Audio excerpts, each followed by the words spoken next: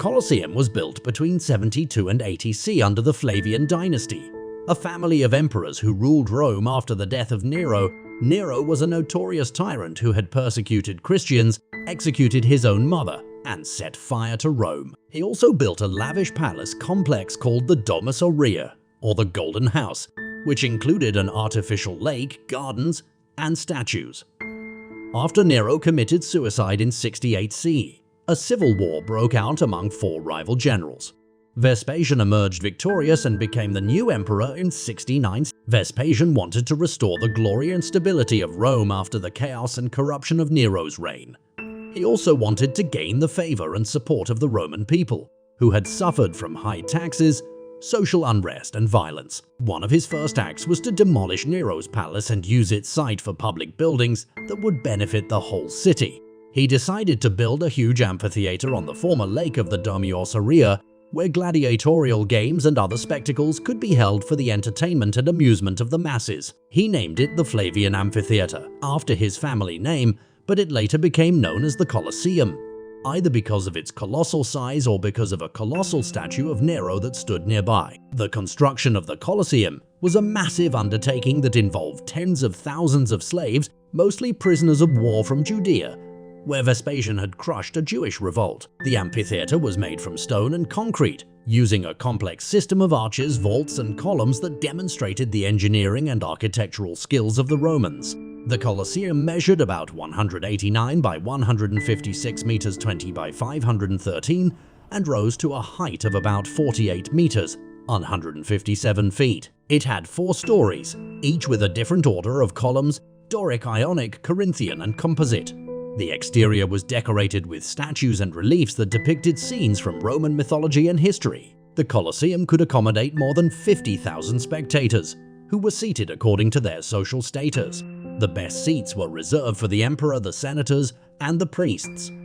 The lower classes sat in the upper tiers, while women and slaves were relegated to the highest and farthest seats. The spectators were protected from the sun by a huge awning called the Velarium, which was operated by hundreds of sailors from the Roman Navy. The arena floor was covered with sand to absorb the blood and gore of the combats. Beneath the arena was a network of tunnels and chambers called the Hypogeum, where gladiators, animals, and stage props were kept and prepared before being hoisted to the surface by elevators and trapdoors. The Colosseum was inaugurated in 80 C by Vespasian's son Titus, who succeeded him as emperor. Titus celebrated with 100 days of games that included gladiatorial fights, animal hunts, mock naval battles. Then the arena was flooded with water, executions, dramas, and reenactments of famous battles. The games were meant to display the wealth, power, and generosity of the emperor, as well as to distract and appease the population from their problems. The games were also influenced by religious beliefs and rituals. For example, some gladiatorial fights were seen as offerings to the gods or as ways to honor the dead. Some executions were staged as mythological scenes or as punishments for crimes against Rome or its gods. The games continued for centuries under different emperors. Some emperors participated in them personally or added new features to them. For instance, Domitian added another story to the Colosseum and organized nocturnal games by torchlight. Commodus fought as a gladiator himself and claimed to have killed hundreds of opponents and animals. Caracalla introduced exotic animals such as elephants, rhinoceroses, and hippopotamuses to the arena. The games reached their peak of popularity and brutality in the 2nd and 3rd centuries CE, when thousands of gladiators, prisoners, and animals were killed for the pleasure of the crowd. However, the games also faced criticism and opposition from some sectors of society.